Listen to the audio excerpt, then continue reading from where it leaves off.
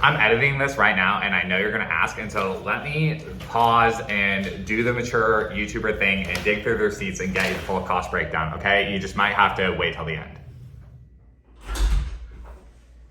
That commute, honestly, never gets old. It's been 6 months now of being out here in the Tuff Shed office, and this is the 6-month review.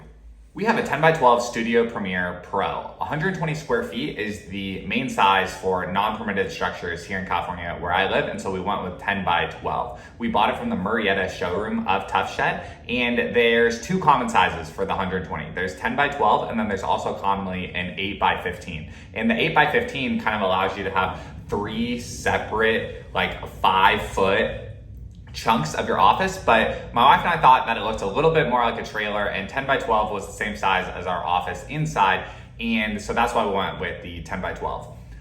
For the past 6 months, I actually haven't been out here this month. I've been working inside the house, and my wife has been out here doing her work from home job out here. And the reason for that is because we can't talk on the phone at the same time. And so one of the reasons why we got the Tuff Shed office was to kind of have that second work from home office. We're in that classic situation of needing more square footage because we're adding additional people to our family. And so one of our work from home rooms was being turned into a second child bedroom. And that's where we started searching for solutions. And you see these Tuff Shed offices, these shed offices that look really cute, look really trendy. And so that's what we were going for. We went with the white color, and then Tuff Shed allows you to bring your own custom paint color. And so we just picked up a different green that we preferred that wasn't in their roster of colors, and then they painted the trim with that. The construction process was very, very simple. Like purchasing the shed and them coming out and constructing it, very, very simple. Just like buying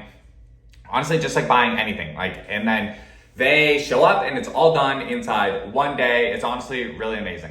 Then the inside is where it takes a little bit more work. So we went with we probably did about 30% of the work ourselves and then outsourced about 70% of it. So the same electrician that we did for our car charger install came out and did the shed electrical work, and then we did about 50-50. We got the DIY Mr. Cool mini split, and we made a video about that, about how we did the first half and then had a HVAC person come out and do the second half of that. And then I laid the floor myself and did the installation ourselves and did the trim ourselves, but then we hired out the drywall. And that was probably the one mistake we made. Probably the thing we're the most disappointed with was we did end up going with kind of the cheapest drywall quote that we found, and classic mistake, we ended up with we are gonna have to do some more patching and probably hire someone else again to fill in some of these holes around the outlets. That was awesome. When we worked with our electrician, we were able to kind of just choose where we wanted the outlets, and because we're making a work from home office,